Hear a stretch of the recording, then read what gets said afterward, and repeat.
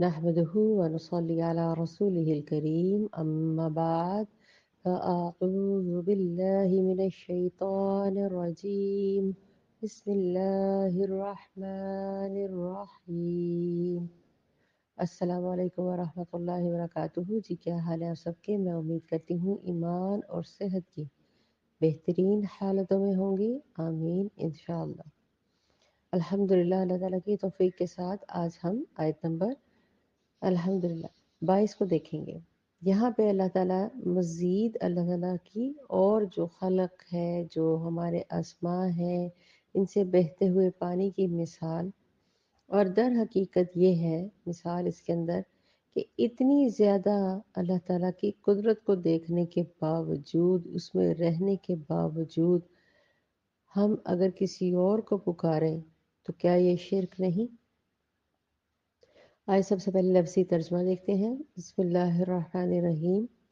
الذی جعل، جس نے بنایا، لکم تمہارے لیے، ارض زمین میں، فراشا والسماء بنا، فرش اور آسمان۔ دیکھیں ہم زمین پر ہوں گے تو اوپر آسمان اور نیچے زمین ہمیں نظر آتی ہے نا، تو یہ کس نے بنایا؟ الذی، جس نے بنایا، اور زمین کو ہمارے لیے فرش بنا دیا، والسماء اور آسمان کو بناء چھت، وانزل اور نازل کیا اس نے، من السماء آسمان میں سے، ماء آسمان سے پانی، ماء کہتے ہیں عربی میں پانی پہ، فاخرج اب دیکھیں صرف پانی نہیں ہے، اس کی مثال کو غور سے سمجھیں۔ فاخرج پھر اس نے پیدا کیے، بھی اس پانی سے، من الثمرات رزق پھل، بطور رزق، لکم کس کے لیے؟ اگین تمہارے لیے، پھر دوبارہ تمہارے لیے۔ کس کے لیے؟ کہ نعوذ باللہ فرشتوں کو ضرورت تھی کھانے کی، رزق کی، یہ ہریالی کی، آنکھوں کو لبھانے والے مناظر کی، یا کسی اور کو، جنات کو ضرورت تھی؟ سب کچھ اللہ تعالیٰ نے انسان کے لیے پیدا کیا۔ کیسے؟ پہلے چھت عطا فرمائی، زمین عطا فرمائی، پھر اس کے اندر دیکھیں ہوائیں ہیں، بادل ہیں، اتنی خوبصورت یہاں کی رونقیں ہیں جن کو ہم دیکھتے ہیں۔ پھر اس پانی، دیکھیں جب بارش ہوتی ہے، بادل ہوتا ہے، وہاں سے پانی آتا ہے، سب کو معلوم ہے۔ اس پانی کو زمین پہ گرایا گیا، اس کے اندر اس کو سیراب کرنے کے لیے۔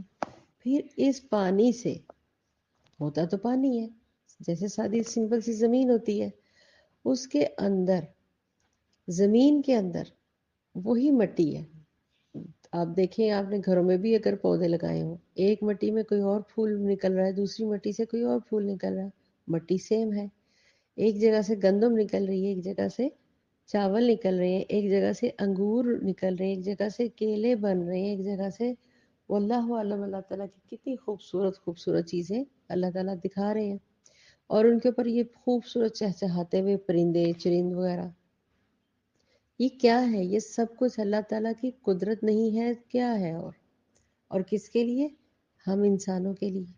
تو اللہ تعالیٰ فرما رہے ہیں کہ اس آسمان سے بہتے ہوئے پانی جو میں دیتا ہوں، اس کے اندر، زمین کے اندر، وہ سیراب کرتی ہے تمہارے لیے، اور طرح طرح کے پھل۔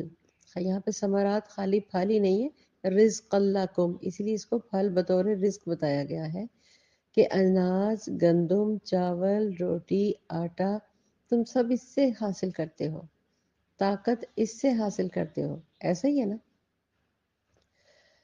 فلا پھر اللہ تعالیٰ یہ تمام اپنی چیزیں جو ہم دیکھتے ہوئے بھی نہیں سمجھتے اور عقل نہیں رکھتے، تو اللہ تعالیٰ فرماتے ہیں فلا پس، تجعلوا تم بناؤ، للہ اللہ کے سوا، اندادا وانتم تعلمون کوئی شریک دوسرا، مطلب شرک کرو تم، انتم حالانکہ تم تو، تعلمون جانتے بھی ہو نا، کہ یہ آسمان سے جو بہتا پانی ہے، یہ جو چھت ہم پہ بغیر کسی پلرز کے کھڑی ہوئی ہے، یہ جو زمین جس پہ ہم گریوٹی کا نام دے کے کھڑے ہوئے ہیں، یہ سب کون چلا رہا ہے؟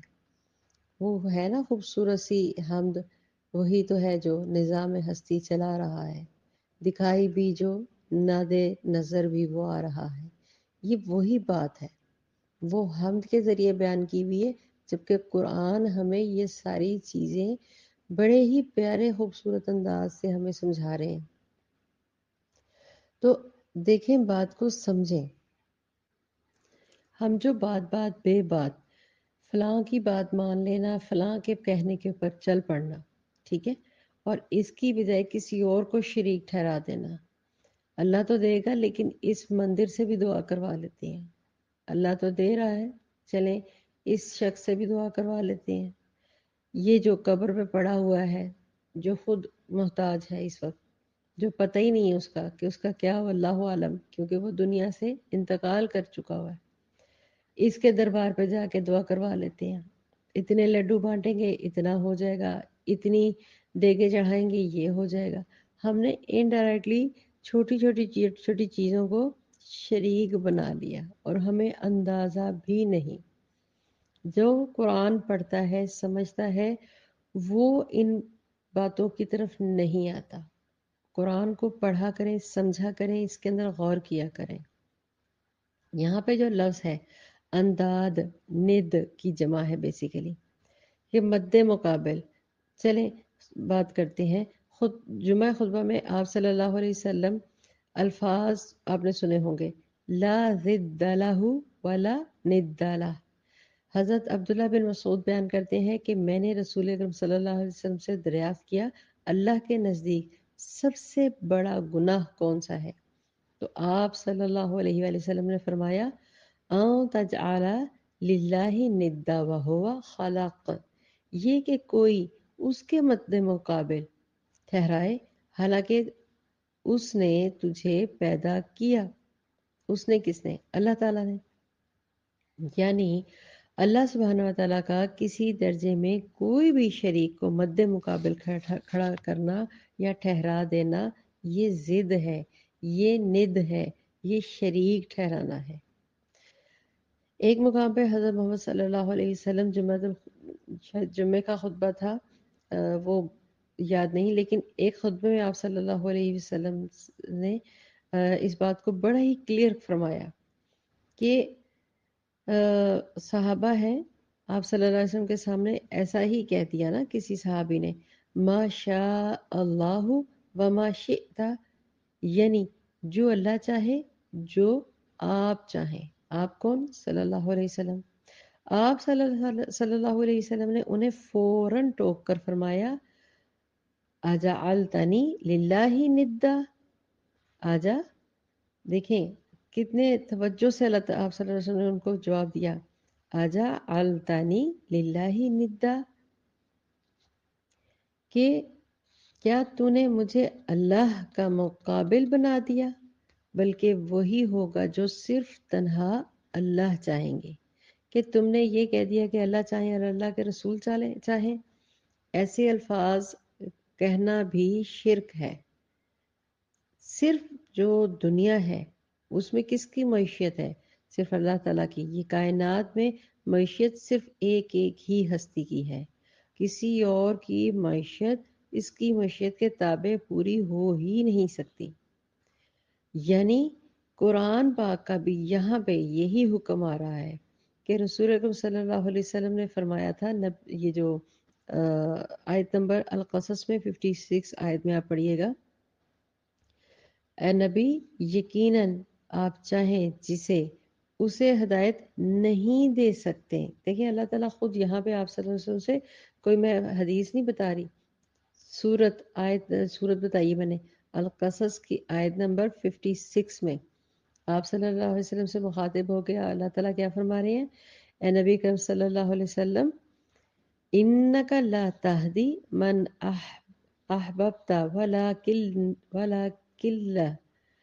ولکن اللہ یہدی من یشاء، اے نبی اکرم صلی اللہ علیہ وآلہ وسلم، جسے چاہیں اسے ہدایت نہیں دے سکتے، بلکہ اللہ جسے چاہتا ہے ہدایت دیتا ہے۔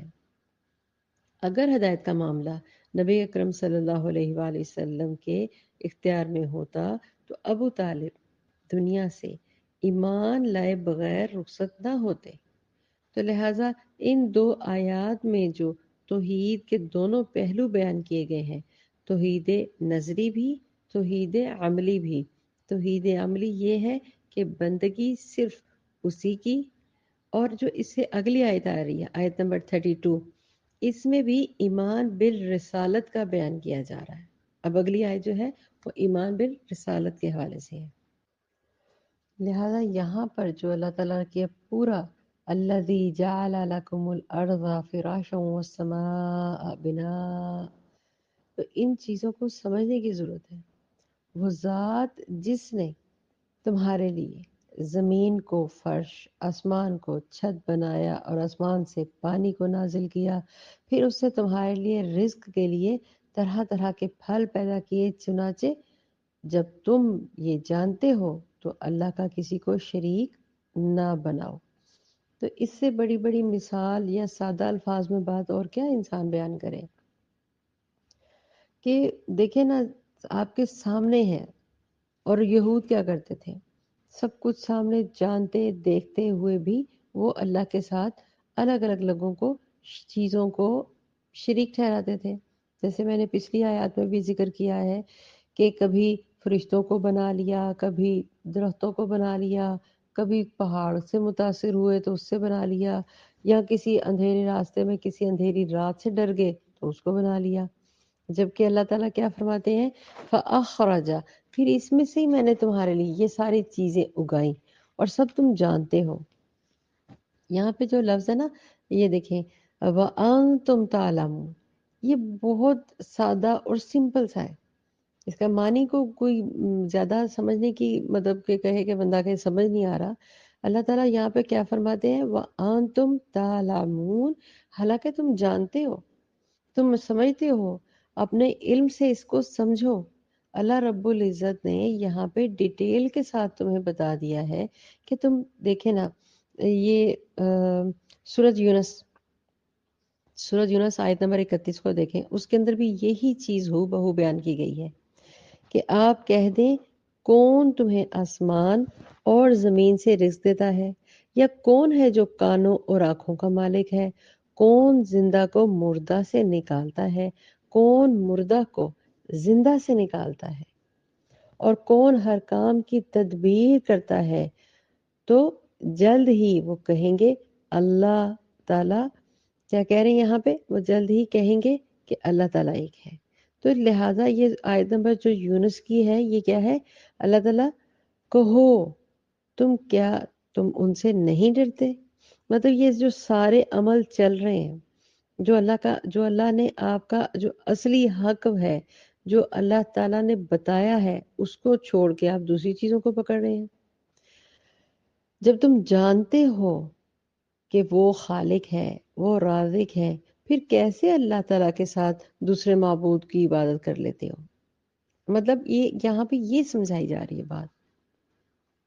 یہود سب کچھ جانتے مانتے، سب کچھ سمجھتے، ایسا نہیں تھا کہ وہ اللہ کو نہیں تھے مانتے، اللہ تعالیٰ کو مانتے تھے، لیکن شریک ٹھہراتے تھے۔ یہاں پہ بات ہو رہی ہے اندادا، فَلَا تَجْعَلُوا لِلَّهِ انداد، کہ وہ کیا کرتے تھے؟ اللہ تعالیٰ کا شریک بناتے تھے لوگوں کو، چیزوں کو۔ اللہ تعالیٰ کے لیے قربانیاں دیتے تھے، لیکن ساتھ میں اس کے اندر ایڈیشن کر دیتے تھے کہ یہ میری فلاں کالی گتا گاؤ ماتا جو بھی ہے اس کے لیے۔ بتوں کے نام تھے، احادیث کے ذریعے سے نظر آتے ہیں، سمجھ آتے ہیں۔ تو میرا مقصد اس وقت یہاں پہ بتوں کے نام یا چیزیں بتانے کا مقصد نہیں ہے۔ میرا مقصد وہی ہے اللہ تعالیٰ کی ذکر، جو اللہ تعالیٰ یہاں پہ آیت میں سمجھا رہے ہیں کہ کسی کو میرے ساتھ شریک نہ ٹھہراؤ۔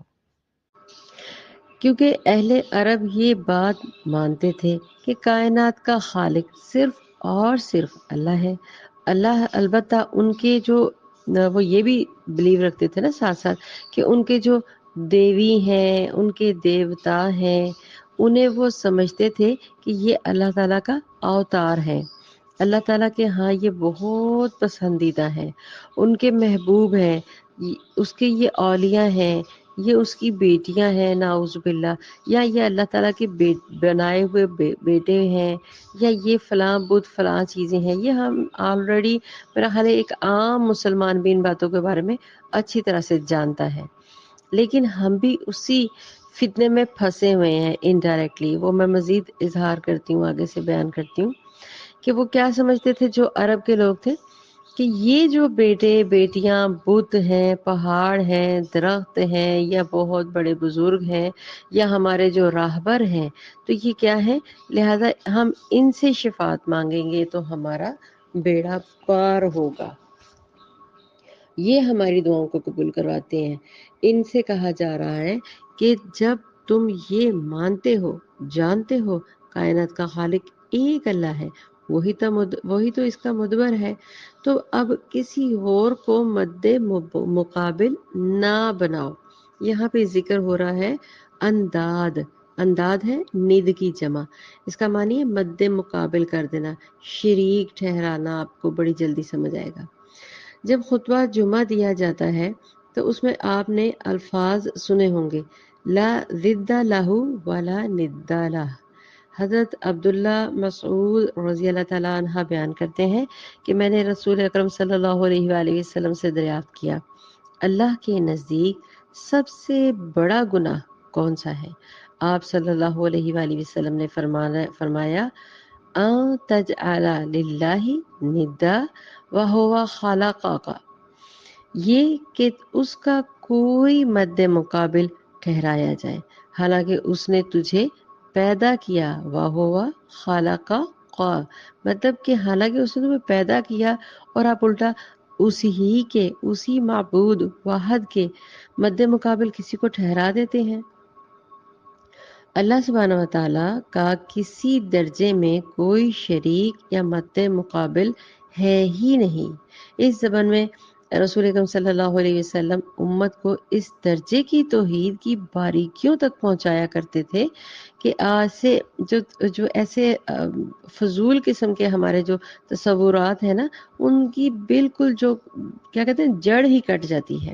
اس کی میں اگزامپل تھوڑی سی آگے سے آپ کو دیتی ہوں کہ اس ضمن میں رسول اکرم صلی اللہ علیہ وسلم کو اس درجے کی توحید کی باریکیوں تک پہنچایا کہ آپ صلی اللہ علیہ وسلم سے ایک صحابی نے جب آپ کے سامنے آئے تو انہوں نے ایسے ہی سیم کہا، مطلب آپ صلی اللہ علیہ وسلم کی نا محبت کے طرح ہم بھی جو نعت پڑھتے ہیں بعض اوقات اس میں ہم اتنی محبت کر جاتے ہیں، اتنا اظہار اور عاشق رسول اور اس طرح کے الفاظوں کے ساتھ ساتھ ہم لوگ اللہ کی وحدانیت کے مطلب کہ ساتھ میں اس کی شریک ٹھہرا دیتے ہیں، نعوذ باللہ اللہ تعالیٰ کا آپ صلی اللہ علیہ وسلم کو۔ تو ایک صحابی آیا، اس نے یہی کہا کہ ماشاء اللہ وما شئت، یعنی جو اللہ چاہے، جو آپ صلی اللہ علیہ وآلہ وسلم چاہے۔ تو آپ صلی اللہ علیہ وآلہ وسلم نے فوراً اسے غصے کے ساتھ ٹوک دیا اور فرمایا اجعلتنی للہ ندا، ماشاء اللہ وحدہ، کیا تو نے مجھے اللہ کا مد مقابل بنا دیا؟ بلکہ وہی ہوگا جو تنہا اللہ چاہیں گے۔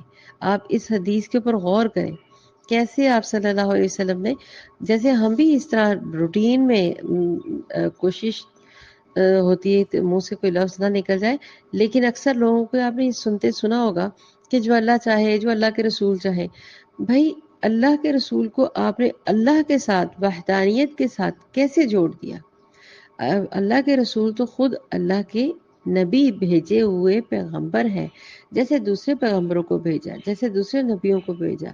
فوقیت آپ صلی اللہ علیہ وسلم کی تمام انبیوں سے زیادہ ہے، نو ڈاؤٹ، لیکن آپ اللہ کے شریک تو نہ ٹھہرے کہ جیسے اللہ چاہے مطلب کہ جو اللہ تعالیٰ کرنا چاہتے ہیں وہی، نعوذ باللہ۔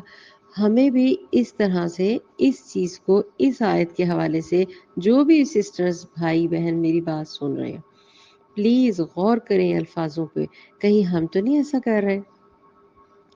اس کائنات میں جو مشیت ہے وہ صرف ایک ہستی ہی اس میں چلتی ہے، مطلب کہ اللہ رب العزت، کسی اور کی مشیت اس معیشت کے تابع پوری ہو جائے تو وہ تو پھر ہم نے شریک ٹھہرا دیا نا، نعوذ باللہ، کسی کے بھی ساتھ۔ اب ایک حوالہ سورۃ القصص کی آیت نمبر 56 میں، یہاں پہ قرآن حکیم اور رسول اکرم صلی اللہ علیہ وسلم سے کیا فرمایا جا رہا ہے؟ اللہ تعالیٰ کیا فرما رہے ہیں؟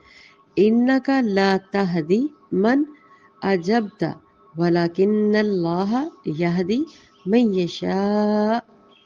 اے نبی، یقیناً آپ جسے چاہیں اسے ہدایت نہیں دے سکتے۔ الفاظ کو غور سے پڑھیں، میں اپنی طرف سے الفاظ نہیں بول رہی، یہ قرآن کے الفاظ ہیں، اور سادہ سا ترجمہ کریں، کوئی مشکل ہیر پھیر یا تفسیر الگ الگ مت بیان کریں۔ دیکھیں یہاں پہ اللہ تعالیٰ نبی اکرم صلی اللہ علیہ وسلم کو مخاطب کر کے کیا فرما رہے ہیں؟ انکا لا تہدی من اجبتا، اے نبی اکرم صلی اللہ علیہ وسلم، یقیناً آپ چاہیں اسے ہدایت نہیں دے سکتے بلکہ اللہ چاہتا ہے۔ ولیکن اللہ یہدی من یشاء، بلکہ اللہ چاہتا ہے جسے وہ ہدایت دیتا ہے۔ لہٰذا اس آیت کو سمجھنے کے بعد آئندہ سے اگر آپ الفاظوں میں اس طرح کی کوئی کمی بیشی بول دیتے ہیں محبت میں، تو توجہ رکھیے، ہم انکانشیسلی شریک تو نہیں ٹھہرا رہے ہیں نبی اکرم صلی اللہ علیہ وسلم کو، اللہ رب العزت کا مد مقابل تو نہیں کہیں بنا رہے۔ تو لہٰذا اگر ہدایت کا معاملہ رسول اکرم صلی اللہ علیہ وسلم کے اختیار میں ہوتا، ایک اور ایگزامپل ہے کہ اگر ہدایت کا معاملہ رسول اکرم صلی اللہ علیہ وسلم کے اوپر ہوتا تو ابو طالب دنیا سے بے ایمان نہ لوٹتے، مطلب وہ بغیر ایمان لائے رخصت ہوتے، ایسا ہی ہے نا، وہ ایسے ہی دنیا سے چلے گئے۔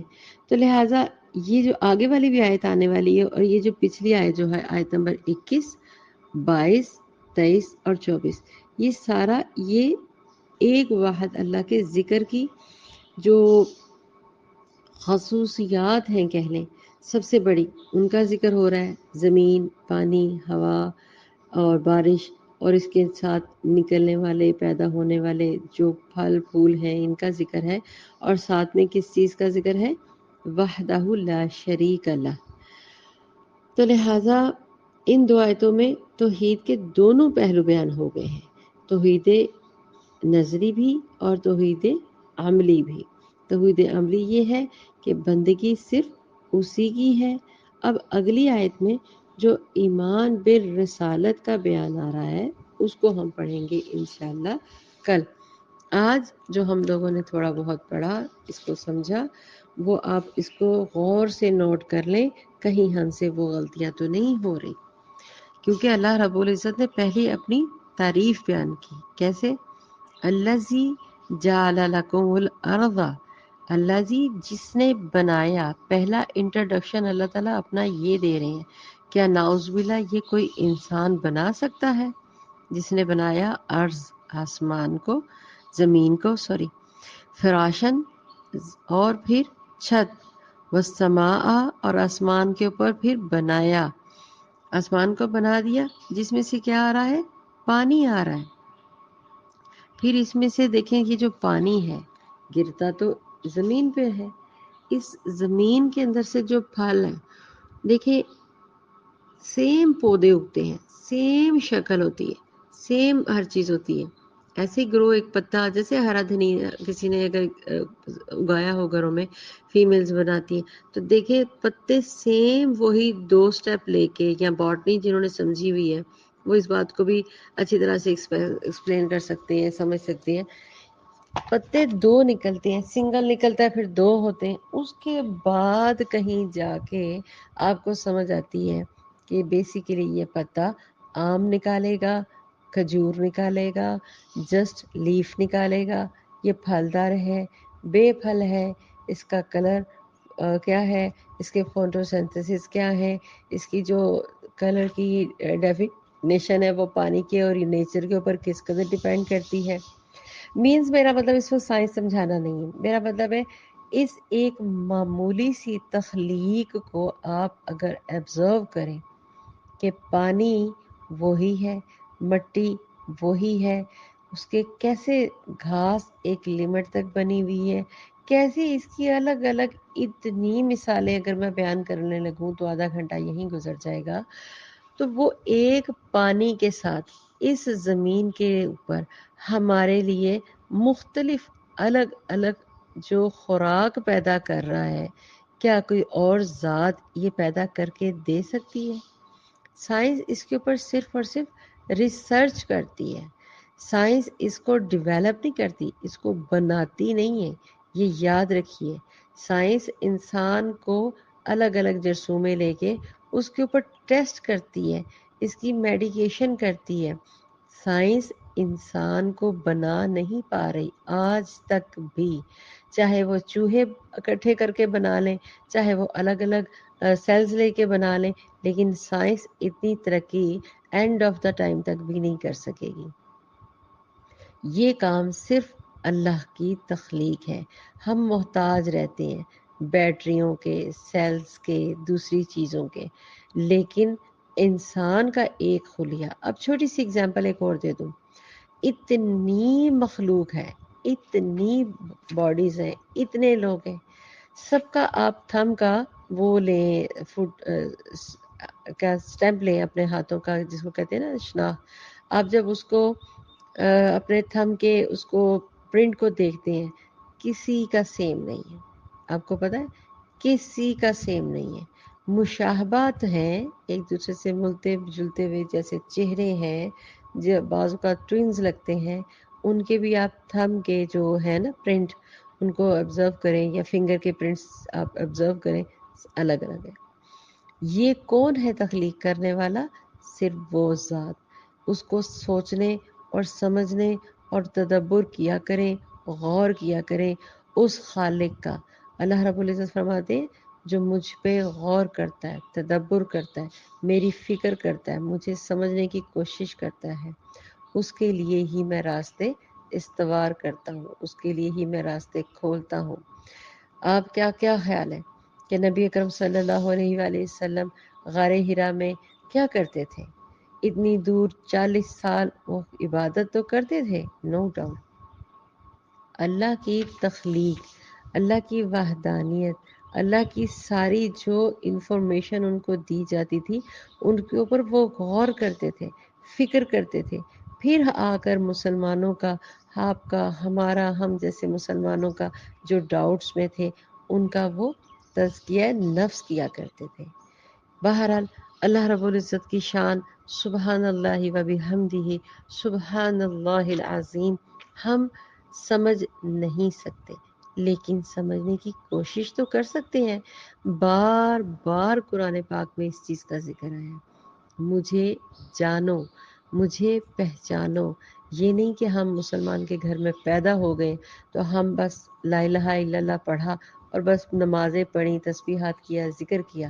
نہیں، میری سب بہنوں سے ریکویسٹ ہے کہ پلیز قرآن پاک کو جب بھی کھولیں، ایک لائن لیں، ایک سطر لیں، اس کو غور کریں، تفسیر سمجھیں، تفسیر کو خود غور کریں. سمجھنے کے بعد فکر کریں کہ ہاں یہ ایسا ایسا اللہ تعالیٰ کہہ رہے ہیں.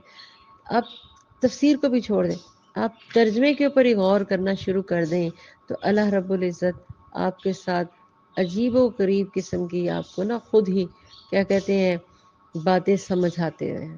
ذہن آسان کام نہیں ہے، یہ اللہ رب العزت نے سب کو دیا ہوا ہے. اس کے اوپر فکر کیا کریں، اس کے اوپر غور کیا کریں. قرآن کو پڑھنا ہے، سمجھ کر پڑھیں، چاہے ایک آیت پڑھیں لیکن سمجھ کے. السلام علیکم ورحمۃ اللہ وبرکاتہ. میں امید کرتی ہوں میری اس بات کو سمجھیں گے، کیونکہ یہ میں نہیں کہہ رہی، یہ اللہ رب العزت فرما رہے ہیں کہ جب تم میرے بارے میں پڑھو تو میرے لیے غور کرو. اور پھر ساتھ میں فوراً کیا فرما رہے ہیں، دادا میرا شریک نہ ٹھہرا لینا. ہم کہتے ہیں یہ بندی یا بندہ بہت پڑھا ہوا ہے، یہ بزرگ بہت کچھ جانتا ہے، تو ہم نعوذ باللہ ان سے بھی ایسے دعائیں کروائیں، لیکن ان کو مد مقابل نہ کھڑا کر دینا کہیں پہ کہ یہ نہ سمجھ لینا کہ یہ بزرگ مجھے دیں گے، یا ہمارے آج بھی دور میں یہ چیزیں موجود ہیں، یہ بزرگ جو ہے نا یہ ہمیں دیتے ہیں، نعوذ باللہ نعوذ باللہ۔ کوئی بزرگ، کوئی ہستی، کوئی آپ کو ایک سوئی، ایک ذرہ، ایک ڈسٹ اٹھا کے نہیں دے سکتی، آپ یقین کریں۔ ڈسٹ مین کے کچرا دنیا کا، وہ بھی نہیں اٹھا کے کوئی دے سکتا اگر اللہ نہ چاہے۔ یہ میری آواز ہے، یہ میں نہیں نکال سکتی اگر اللہ نہ چاہے۔ آپ اپنی آنکھوں سے جو ارد گرد کے مناظر دیکھ رہے ہیں وہ آپ نہیں دیکھ سکتے اگر اللہ نہ چاہے۔